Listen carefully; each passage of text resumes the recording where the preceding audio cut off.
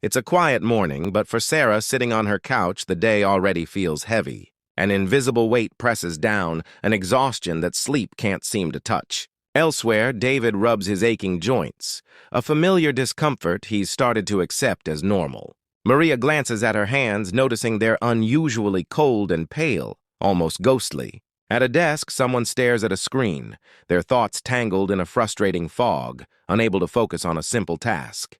These aren't dramatic, life-halting events. They are quiet signals, whispers from your body that are all too easy to ignore. But what happens when the source of these whispers isn't an external enemy, but your own immune system, turning against you in a silent, unseen battle? Your immune system is designed to be your ultimate defender, a microscopic army protecting you from invaders. But in an autoimmune disorder, this system gets confused. An animated graphic shows an immune cell, programmed for defense, mistakenly targeting a healthy body cell, treating it like a threat. This internal friendly fire is the root of over 100 different autoimmune conditions. The problem is, the initial signs are often subtle and can be easily dismissed. On screen, we see common rationalizations appear as text. I'm just tired. It's just stress. I must be getting older. We tell ourselves these things because the symptoms don't scream for attention.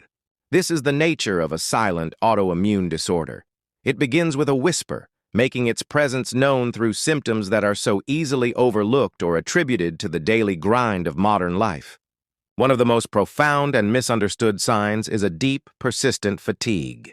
This isn't just feeling tired after a long day. We see Sarah attempt a simple chore like vacuuming her living room. After just a few minutes, she has to stop, leaning against the wall, completely drained. This is fatigue that is disproportionate to the activity performed, a bone-deep weariness that rest doesn't resolve. It's your body spending immense energy on an internal war you don't even know is happening. Skin and sensory issues are also common early warnings. A close-up shows a faint, butterfly-shaped rash across David's cheeks, easily mistaken for a mild sunburn. Then, we see Maria's fingers turning stark white in the cool air, a classic sign of Raynaud's phenomenon, where blood vessels constrict dramatically in response to cold or stress. These visual cues are your body's way of showing that something is wrong beneath the surface. Similarly, unexplained joint pain and stiffness can be a significant clue. A shot shows someone waking up, their hands stiff and struggling to form a fist.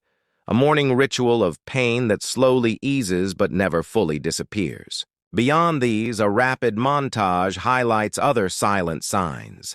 Thinning hair found on a pillow, a number on a scale that keeps changing without any diet or exercise adjustments, and the nagging presence of recurring low-grade fevers that come and go without a clear cause. Each of these symptoms is a piece of a larger puzzle, indicating systemic inflammation as the immune system continues its misguided assault. So, what do you do when you suspect your body is sending you these quiet signals? The first step is to become an active observer.